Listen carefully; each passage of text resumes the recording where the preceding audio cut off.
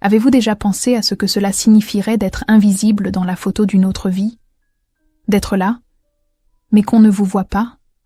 En 1954, à Neuilly-sur-Seine, une famille française posait fièrement devant sa maison pour une photo qui semblait ordinaire.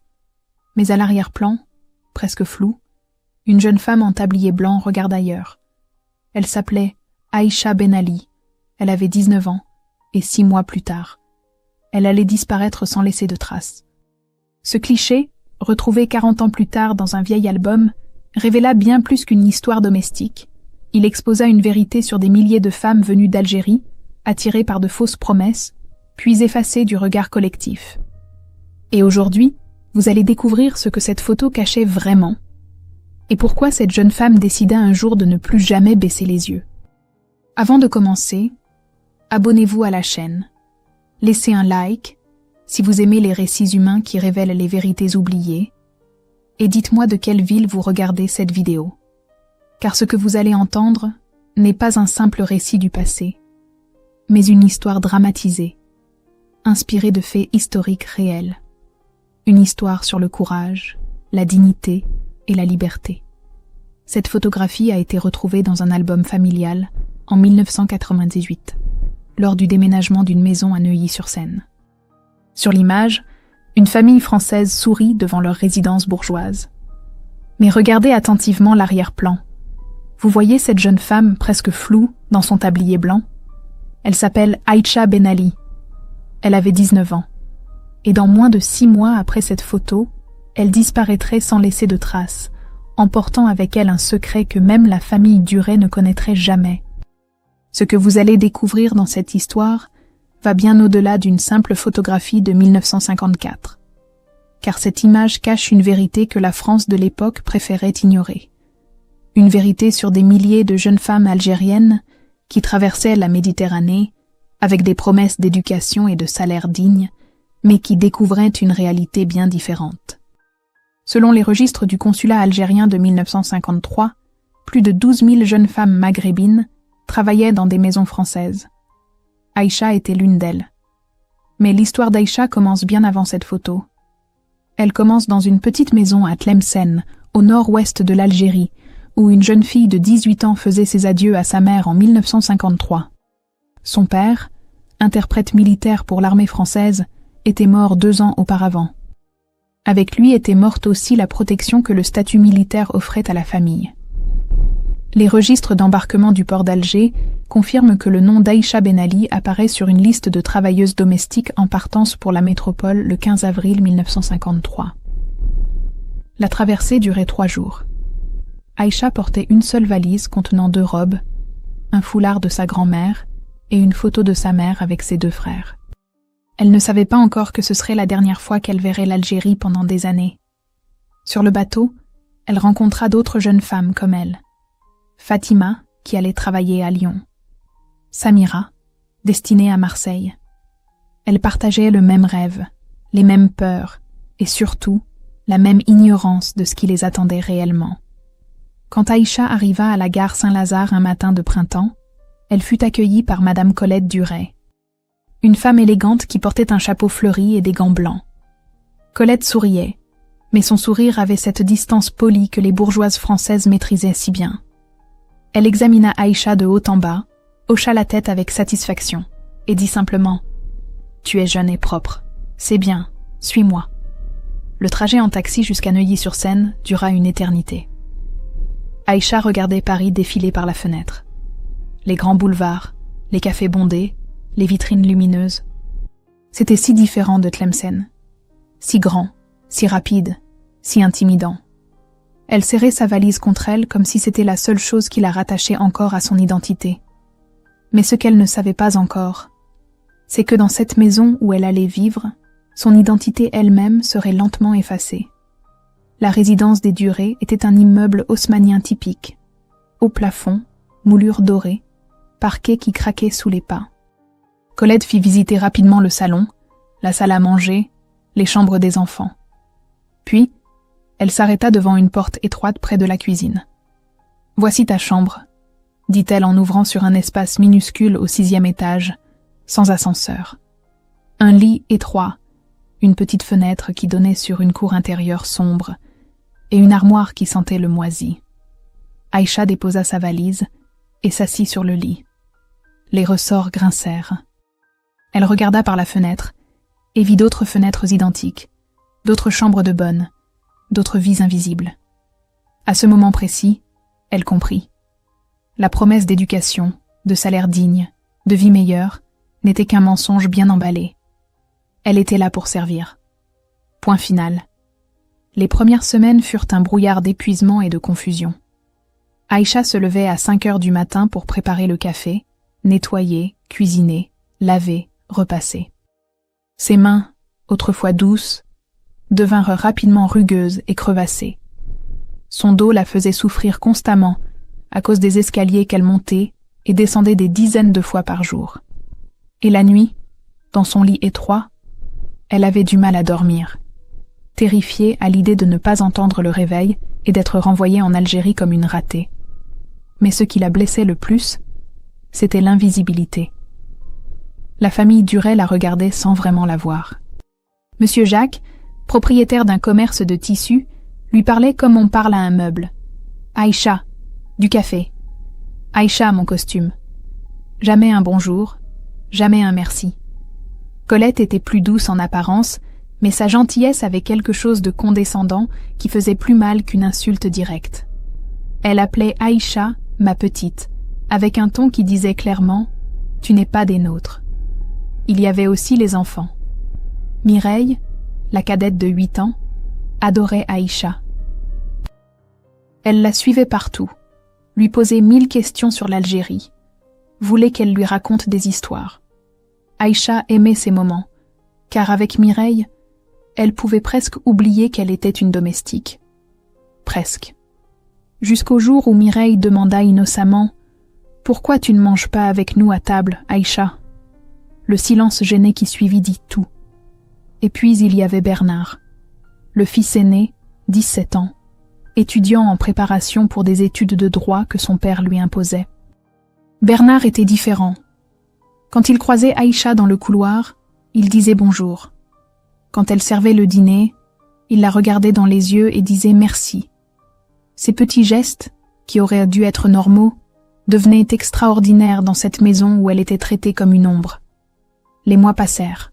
Printemps, été, automne. Aïcha apprenait le français en écoutant la radio la nuit. Elle écoutait Édith Piaf chanter « La vie en rose » pendant qu'elle lavait la vaisselle, et les larmes coulaient sur ses joues parce que ses chansons parlaient d'amour et de liberté, deux choses qui lui semblaient impossibles.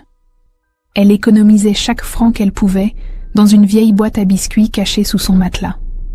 Un jour, se disait-elle, elle aurait assez pour ouvrir une petite boutique de tissus algériens. Un jour, elle serait libre. Mais ce qu'Aïcha ignorait, c'est que le temps lui était compté. Car quelque chose se préparait, loin de Paris, dans les montagnes d'Algérie. Quelque chose qui allait tout changer. Et quand cette nouvelle arriverait jusqu'à la maison des Duret, Aïcha devrait faire le choix le plus difficile de sa vie. Un choix entre rester invisible et vivante, ou partir libre et incertaine. Un choix que des milliers de jeunes femmes comme elle avaient eu dû faire dans le silence de chambres de bonnes à travers toute la France. Mais pour comprendre ce choix, il faut d'abord comprendre qui était vraiment Aïcha Ben Ali. Et cette histoire commence 6 mois avant la photographie, quand elle croyait encore que Paris pouvait devenir sa maison. Pour comprendre ce qui poussa Aïcha à disparaître, il faut d'abord comprendre ce qu'était sa vie quotidienne dans cette maison de Neuilly-sur-Seine. Une vie qui ressemblait à celle de milliers d'autres jeunes femmes maghrébines, mais qui portait en elle quelque chose d'unique, quelque chose qui la distinguait, son refus silencieux de baisser complètement la tête. Les dimanches étaient ses seuls jours de liberté partielle. Après avoir servi le petit déjeuner et nettoyé la cuisine, elle avait l'après-midi pour elle. C'est lors d'un de ces dimanches, en juin 1953, qu'elle découvrit le marché de Barbès. Un ami algérien qui travaillait dans une boulangerie lui avait parlé de cet endroit où les immigrés nord-africains se retrouvaient. Quand Aïcha y arriva pour la première fois, elle pleura. De joie. Les odeurs d'épices, les voix qui parlaient arabe et kabyle, les rires, la musique. C'était comme retrouver un morceau de chez elle au cœur de Paris. Elle rencontra là-bas Fatima, une femme de 30 ans qui travaillait aussi comme domestique depuis 10 ans. Fatima devint rapidement sa confidente, sa grande sœur de substitution. C'est elle qui lui a appris à naviguer dans ce monde étrange, où elles étaient là nécessaires, mais jamais bienvenues. « Ne leur montre jamais que tu souffres », lui dit Fatima un dimanche en buvant du thé à la menthe dans un petit café. « Garde ta dignité, c'est la seule chose qu'ils ne peuvent pas te prendre si tu ne la donnes pas. » Aïcha grava ces mots dans son cœur, et elle commença à les appliquer. Quand Monsieur Jacques la corrigeait brutalement sur sa prononciation française, elle ne baissait plus les yeux. Elle les gardait fixes, calmes, et répétait le mot correctement sans montrer de honte. Pendant ce temps, dans la maison, quelque chose d'inattendu se développait. Bernard, le fils aîné, commençait à remarquer Aïcha d'une manière différente.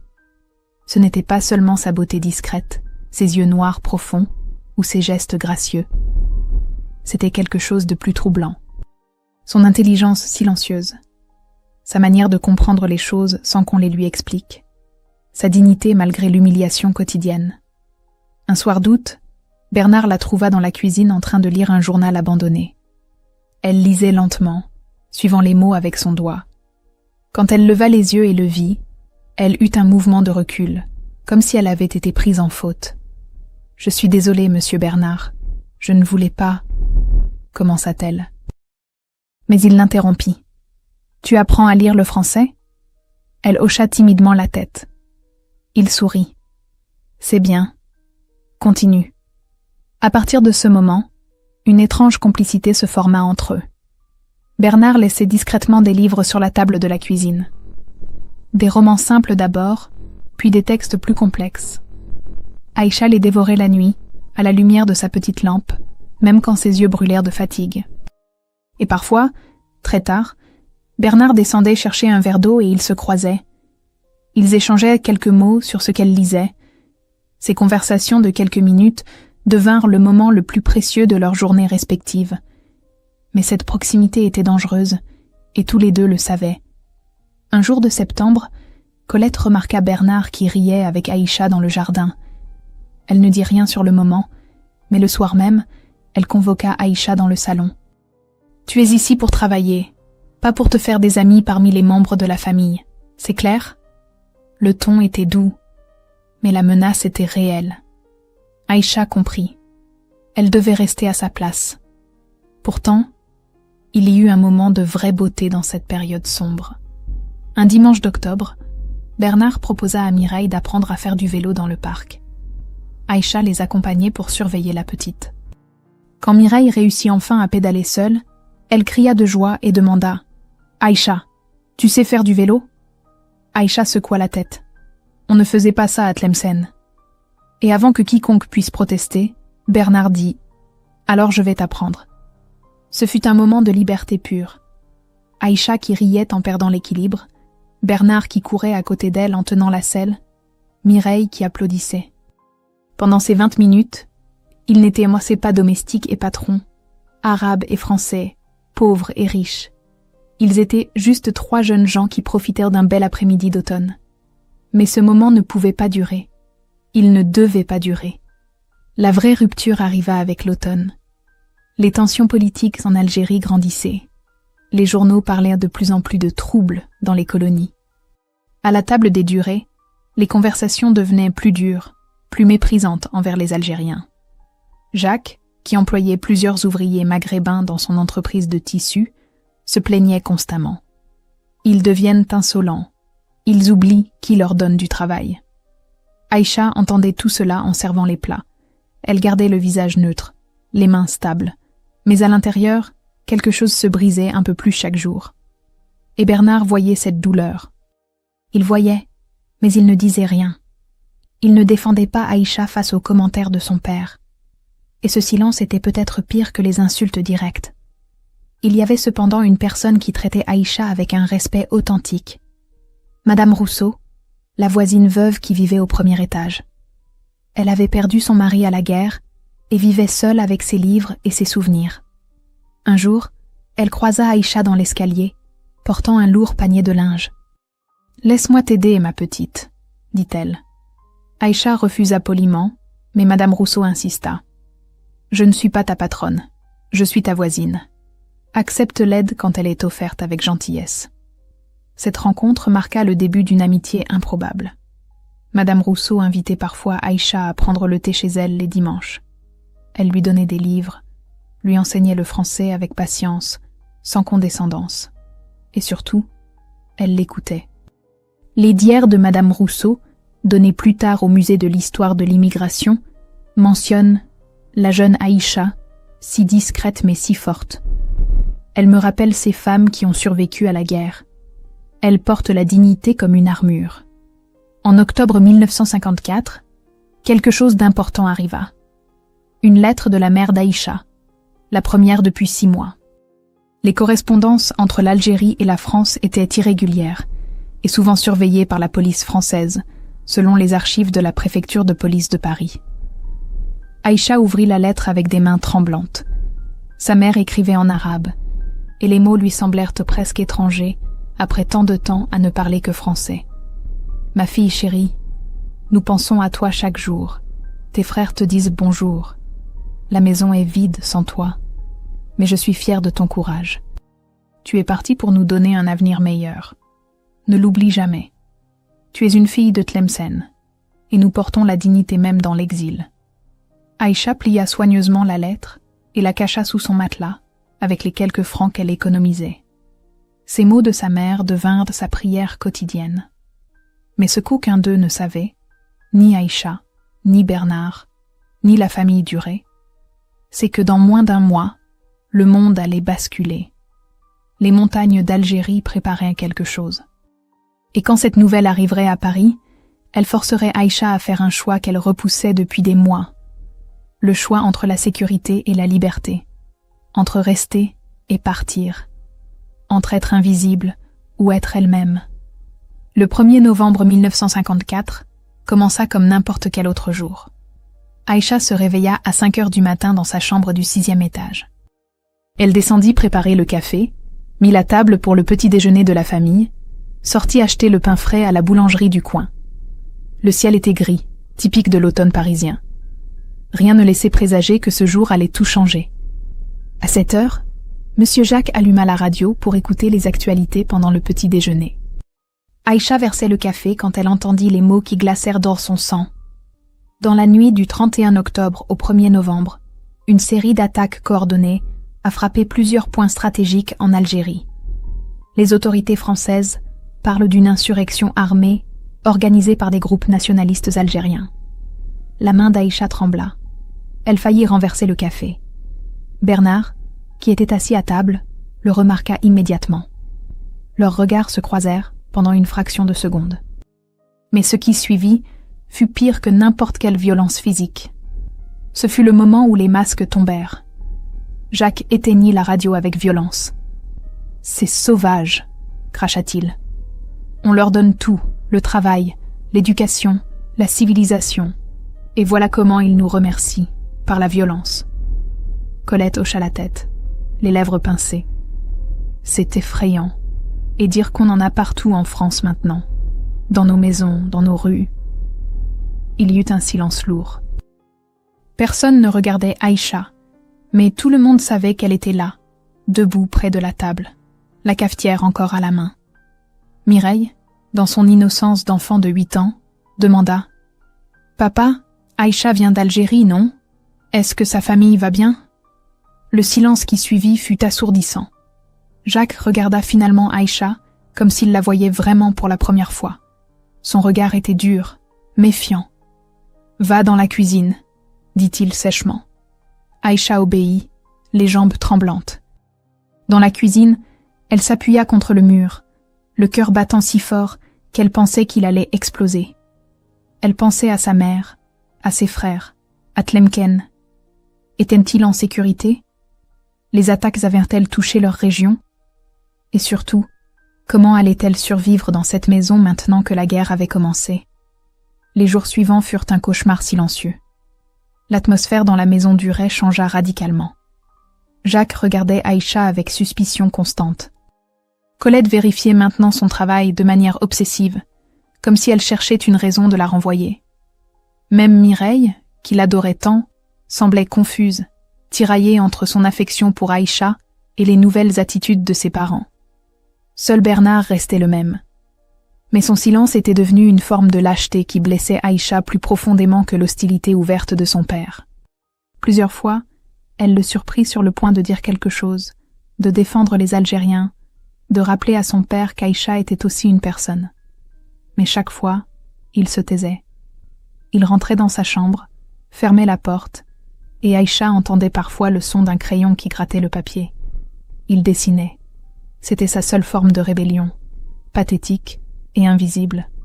Le soir du 3 novembre, Aïcha décida d'aller voir Fatima au marché de Barbès. Elle avait besoin de parler à quelqu'un qui comprendrait. Quand elle arriva, l'atmosphère était tendue. La police patrouillait plus que d'habitude. Les regards des Français vers les Arabes étaient ouvertement hostiles. Fatima était là, mais son visage montrait une inquiétude profonde. « Ça va devenir pire », dit Fatima en servant le thé. « J'ai des amis qui ont déjà été renvoyés. Leurs patrons ont peur. Ils pensent qu'on va les égorger dans leur sommeil. » Elle rit amèrement, comme si on avait le temps ou l'énergie pour ça après 14 heures de travail par jour. Puis elle regarda Aïcha sérieusement. « Tu devrais partir, avant qu'il te jette dehors sans rien. » Mais partir où? C'était la question qui hantait Aïcha. Retourner en Algérie maintenant, en pleine guerre? Rester à Paris sans travail, sans papier en règle? Selon les archives de la préfecture de police de Paris, les recherches pour domestiques arabes disparus augmentèrent de 300% entre 1954 et 1956. Des centaines de jeunes femmes comme Aïcha disparurent simplement des registres. Certaines retournèrent au pays. D'autres se fondirent dans les quartiers populaires. Personne ne sait combien. La nuit du 5 novembre, quelque chose se produisit qui précipita tout. Aïcha était dans sa chambre, relisant pour la 100e fois la lettre de sa mère, quand elle entendit des pas dans l'escalier. Des pas légers, hésitants. Puis un coup discret à sa porte. C'était Bernard. « Je peux entrer ?» demanda-t-il doucement. Aïcha hésita, puis ouvrit la porte. C'était la première fois qu'il montait jusqu'à sa chambre. Il regarda autour de lui, et elle vit la honte dans ses yeux quand il réalisa à quel point cet espace était minuscule et misérable. « Je voulais juste te dire que je suis désolée. Pour mon père. Pour tout. » Aïcha le regarda longuement. Puis elle dit quelque chose qu'elle gardait en elle depuis des mois. « Tes excuses ne changent rien, monsieur Bernard. Tu es désolé, mais tu ne fais rien.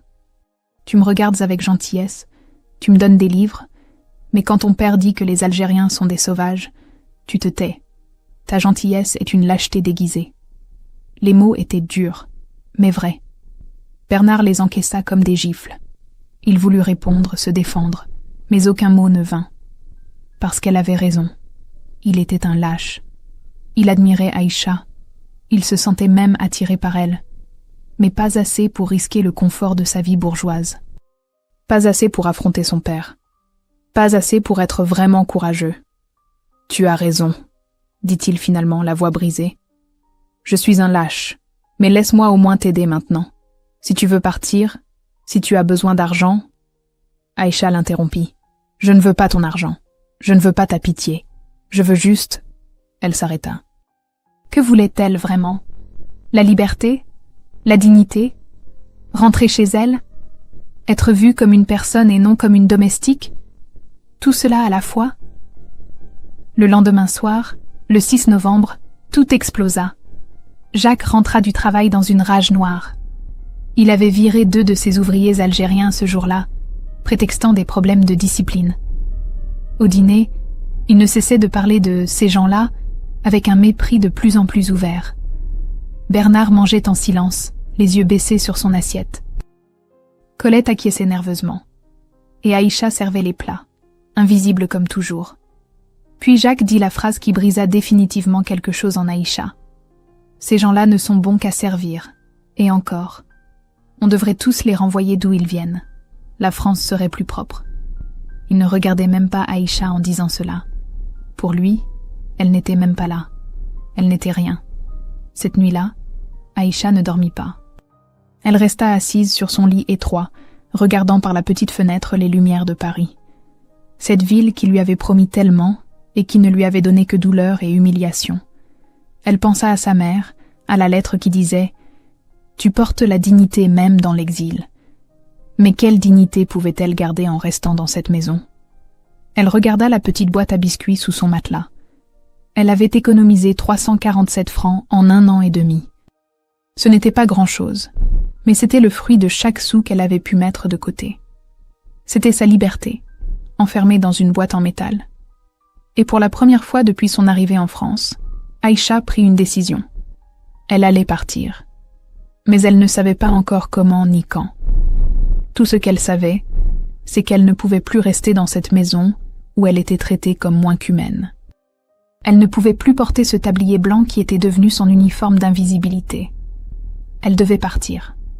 Même si cela signifiait l'incertitude totale. Même si cela signifiait peut-être ne jamais revoir sa mère.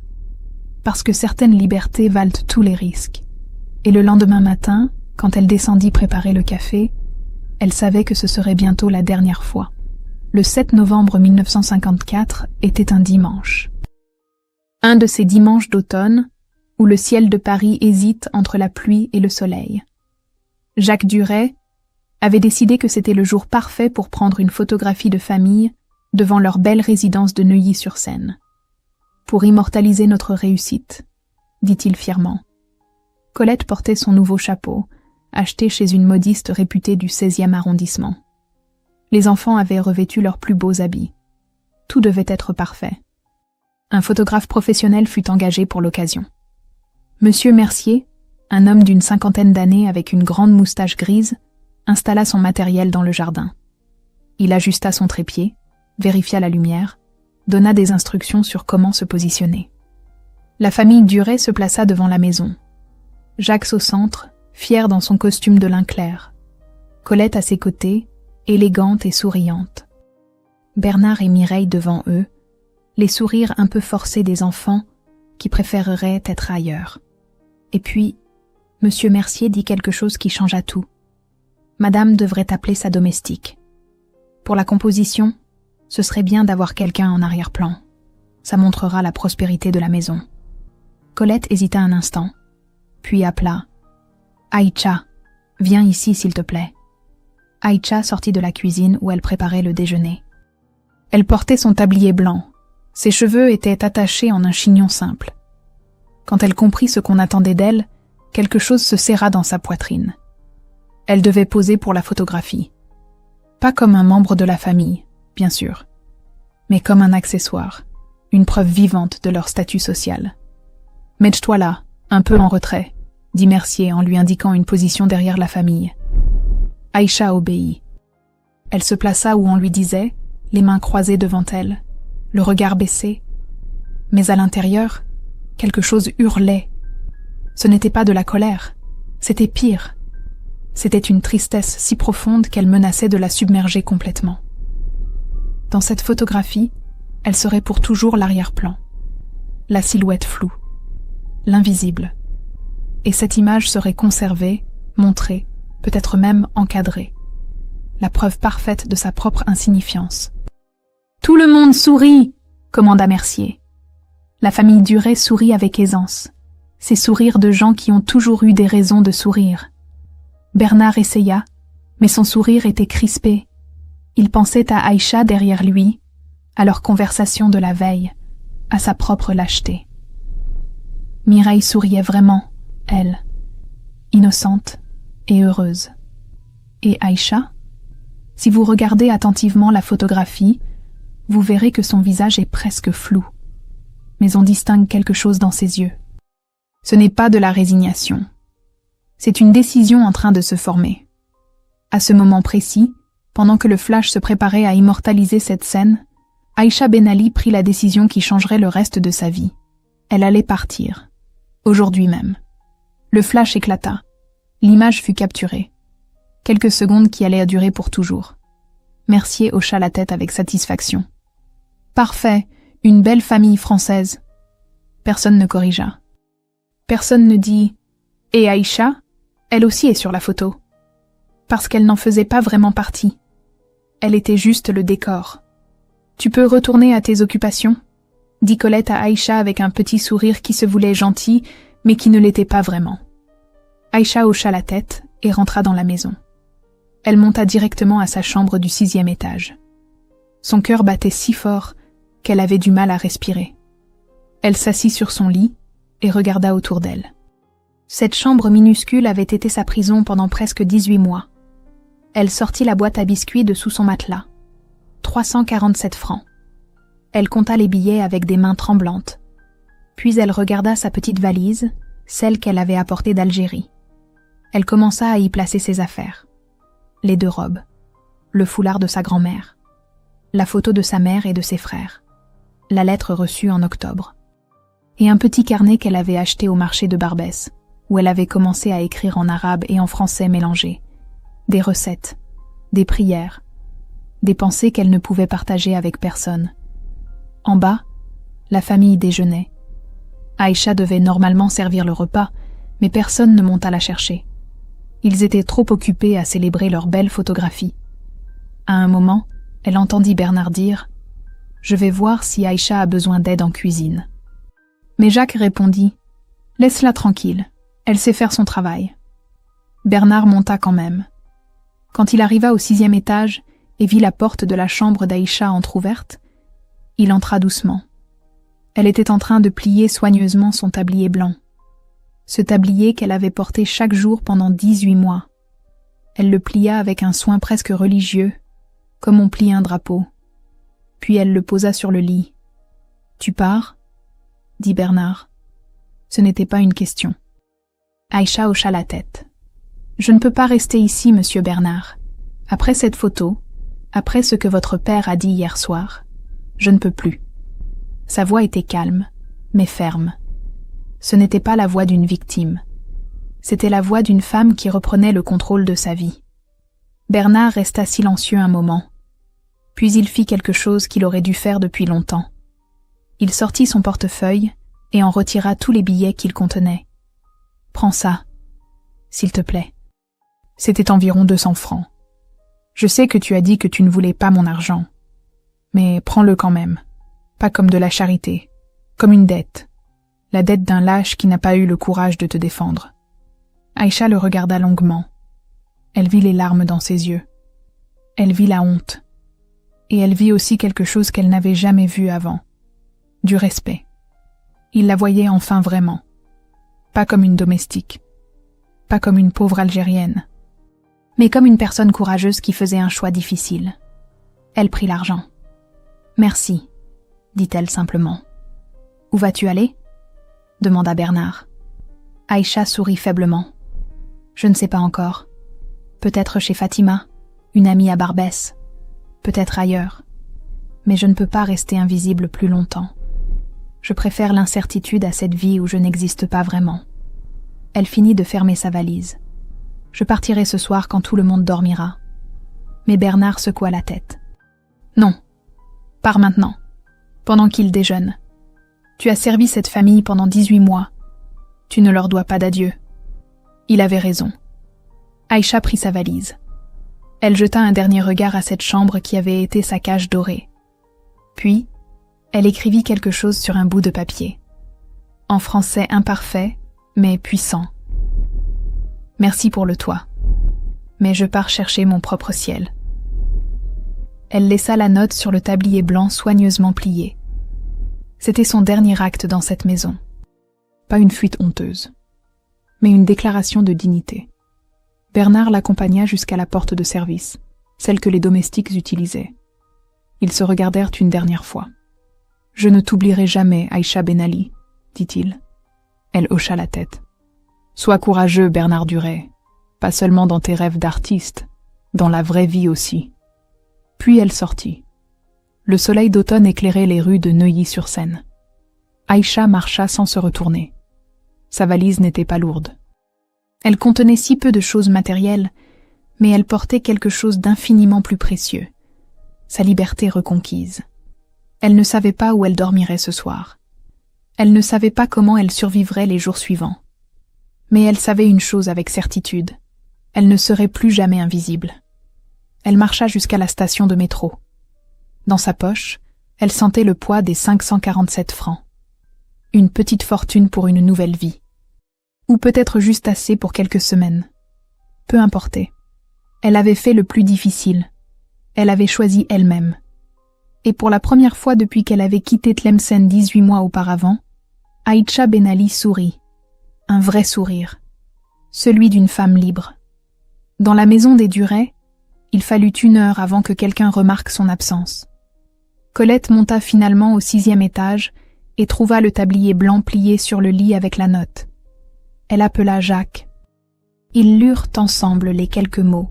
« Bon débarras », dit Jacques. « On trouvera une autre bonne, plus reconnaissante. » Mais Colette regarda le tablier longuement, et pour la première fois, elle se demanda ce qu'Aïcha avait vraiment ressenti dans cette maison. Bernard garda le secret. Il ne dit jamais à ses parents qu'il avait aidé Aïcha à partir. Et pendant les semaines qui suivirent, il pensa à elle constamment. Il se demandait si elle était en sécurité, si elle avait trouvé un endroit où vivre, si elle regrettait son choix.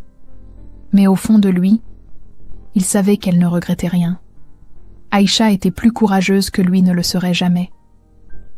Après le départ d'Aïcha, la vie continua dans la maison des Duret, comme si elle n'avait jamais existé. Une nouvelle domestique fut engagée 3 semaines plus tard. Une femme bretonne cette fois, plus âgée, plus silencieuse. Le nom d'Aïcha ne fut plus jamais mentionné. Même Mireille, qui l'avait tant aimée, finit par l'oublier. C'est ainsi que fonctionnait cette France-là. Les invisibles disparaissaient et la vie continuait. Mais pour Bernard, ce n'était pas si simple.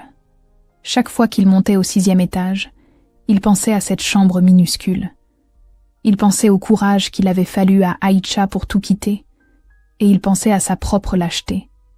Cette honte devint le moteur d'un changement.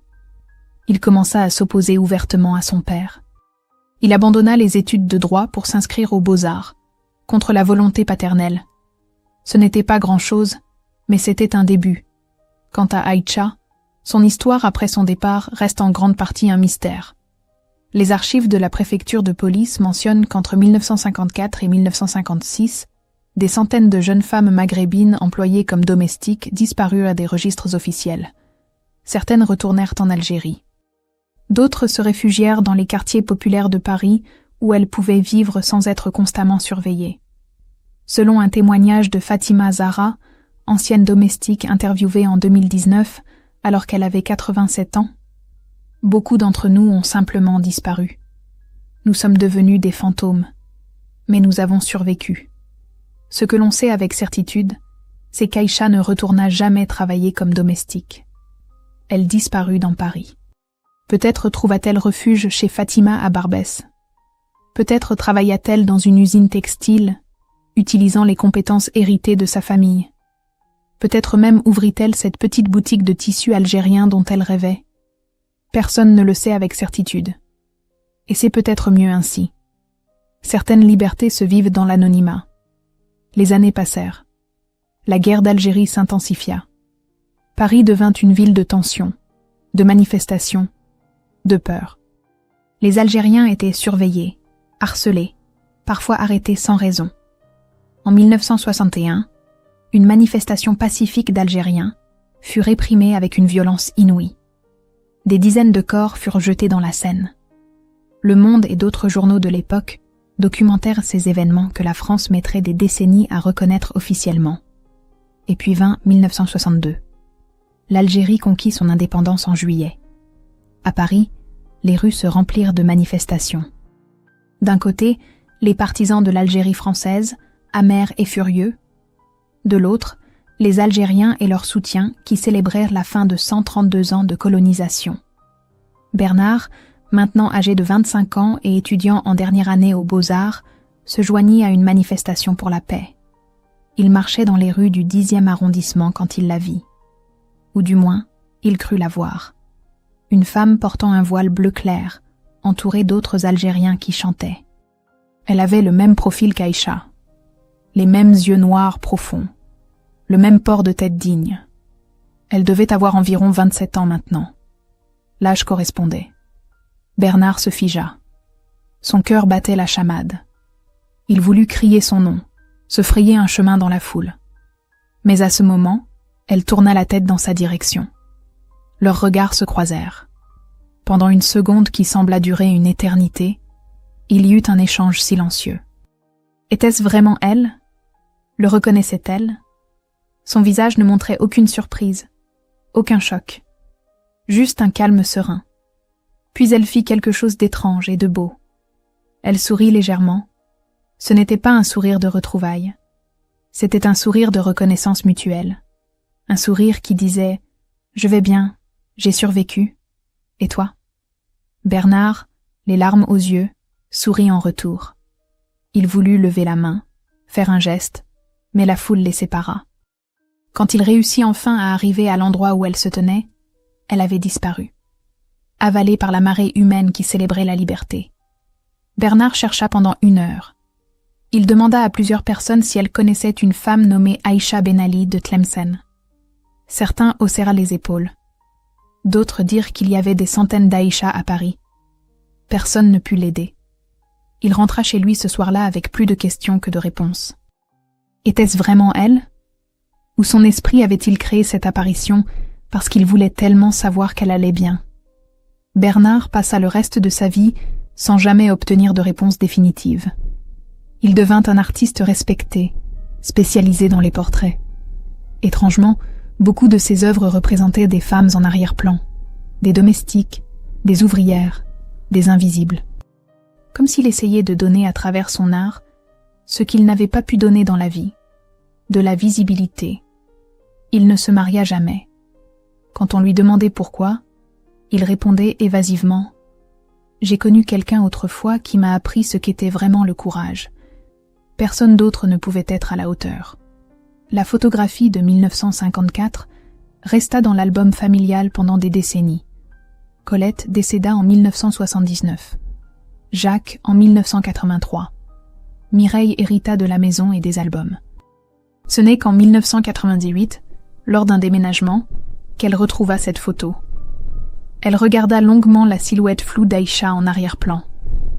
Pour la première fois de sa vie, elle se demanda qui était vraiment cette jeune femme. Qu'était-elle devenue? Avait-elle été heureuse?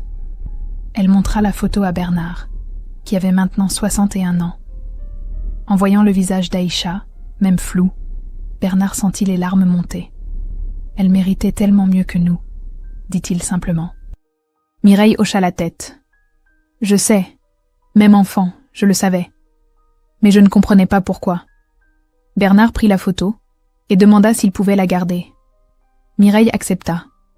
Et c'est ainsi que cette photographie finit dans l'atelier de Bernard Duret, encadrée et accrochée au mur. Pas en exposition publique, pas dans un musée, mais dans un espace privé où il la regardait chaque jour, un rappel constant de sa lâcheté passée.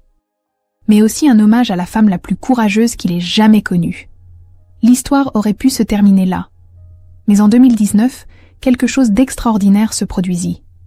Le vieil immeuble de Neuilly-sur-Seine où travaillait Aïcha fut rénové.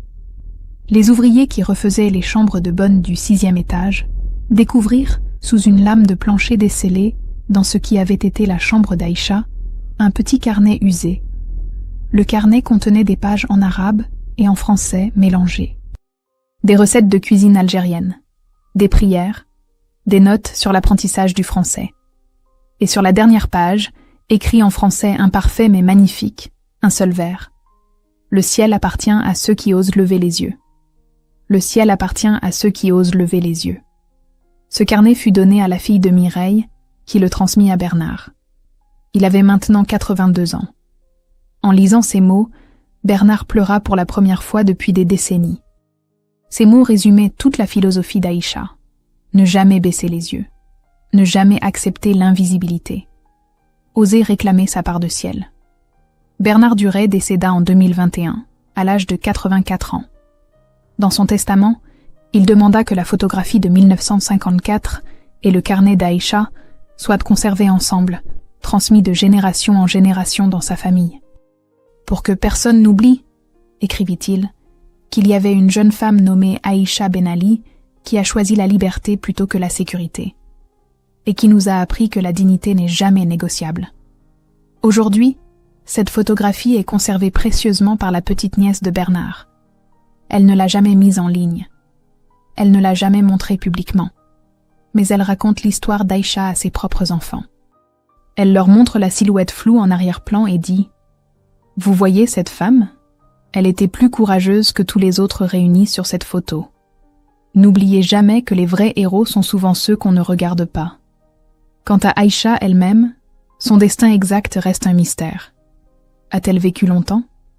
A-t-elle ouvert sa boutique de tissus? Est-elle retournée en Algérie? A-t-elle fondé une famille? Personne ne le sait. Et peut-être est-ce la plus belle fin possible. Parce qu'Aïcha n'est plus définie par son rôle de domestique, par sa servitude, par son invisibilité. Elle est devenue un symbole. Le symbole de toutes ces femmes qui ont osé dire non, qui ont osé partir, qui ont osé lever les yeux vers leur propre ciel. Et si vous regardez attentivement la photographie, même à travers le flou, vous pouvez voir quelque chose dans ses yeux. Ce n'est pas de la résignation. Ce n'est pas de la peur. C'est une promesse. La promesse qu'elle se faisait à elle-même à ce moment précis. Je ne resterai pas invisible. Je ne resterai pas une silhouette floue dans la vie de quelqu'un d'autre. Je serai libre, peu importe le prix. Et elle l'a été, à sa manière, dans l'anonymat peut-être, mais libre. Le ciel appartient à ceux qui osent lever les yeux.